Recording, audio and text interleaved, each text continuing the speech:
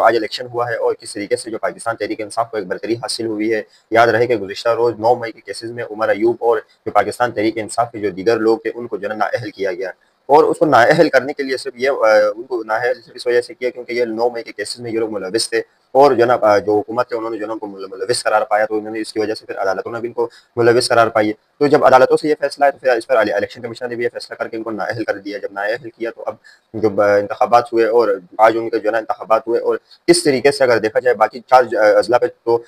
پاکستان تحریک انصاف نے بائیکاٹ کر کے رکھا ہوا تھا، لیکن جو ہری پور میں جو الیکشن ہوا ہے اور جو پنجاب کی کچھ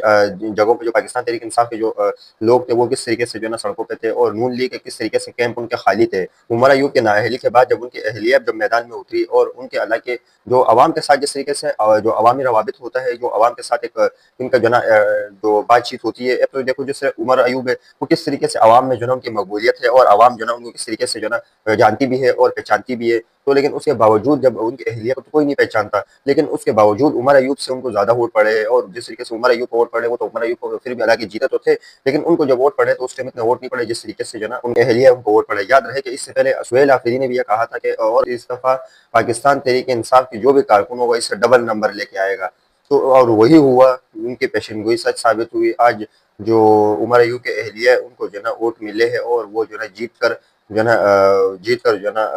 قومی اسمبلی کے ممبر بنے گی، اور جو ہے نا عوام کی خدمت کرے گی، کیونکہ عمر ایوب کو تو نااہل کیا گیا، اب ان کی اہلیہ جو ہے نا الیکشن کے جو ہے نا معاملات جو ہے نا سنبھالے گی۔ دوسری جانب جو آپ کو بتاتے چلے گئے کس طریقے سے وہاں پر جب ایک طرف نون لیگ کا کیمپ تھا، دوسری طرف پی ٹی آئی کا کیمپ تھا، تو نون لیگ کے لوگوں کو بھی جو ہے نا آپس میں جو ہے نا لڑائی ہوئی پی ٹی آئی کے ساتھ، اور جو ہے نا کافی جو ہے نا اس میں پی ٹی آئی کے کارکن بھی زخمی ہوئے، اور بعد میں پولیس نے آ کر بیچ بچاؤ کر کے جو ہے نا معاملات کو سلجھا دیا۔ دوسری جانب آپ کو سامنے رکھتا ہوں چلے کہ کس طریقے سے اس میں خیر دھاندلی کی تو جو ہے نا کوشش انہوں نے کی ہوگی، لیکن ناکام رہے اس چیز میں۔ اور رات گئے سہیل آفریدی کے اہم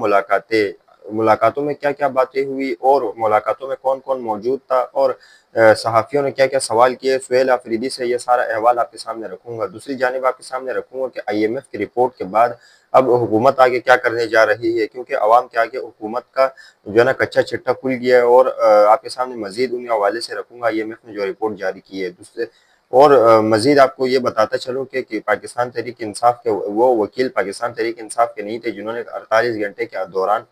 کس طریقے سے جو ہے نا انہوں نے کراچی میں جو ہے نا ایک دھواں دار جو ہے نا انہوں نے احتجاج کیا، اور کس طریقے سے جو ہے نا کراچی کا وکلا نے جو ہے نا جو 27ویں آئین ترمیم کے خلاف جو ہے نا ہم نے آپ کے سامنے پچھلی ویڈیو میں بھی رکھا، لیکن آپ جو ہے نا اب جب آئیں گے تو بالکل جو ہے نا عمران خان کی رہائی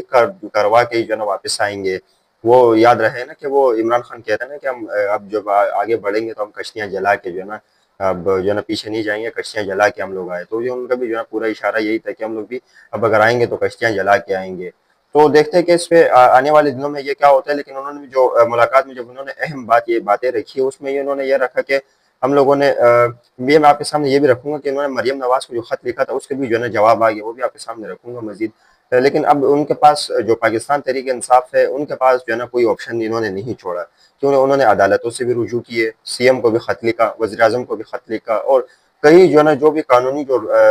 رائے تھی جو ہے نا ان کو دی گئی تھی وہ سارا انہوں نے استعمال کر لیا۔ باقی انہوں نے کوئی اپنے بھی جو ہے نا احتجاج کرنے کی کوشش کی، اور کس طریقے سے پھر جو ہے نا احتجاج جیسے 26 نومبر کو ہوا، اور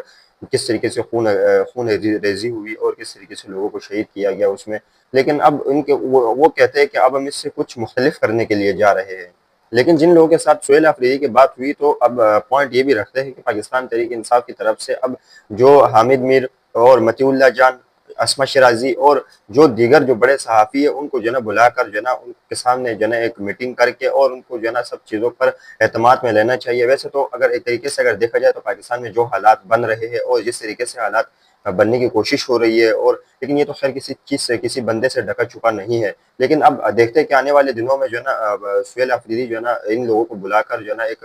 میٹنگ کرتے ہیں یا نہیں، لیکن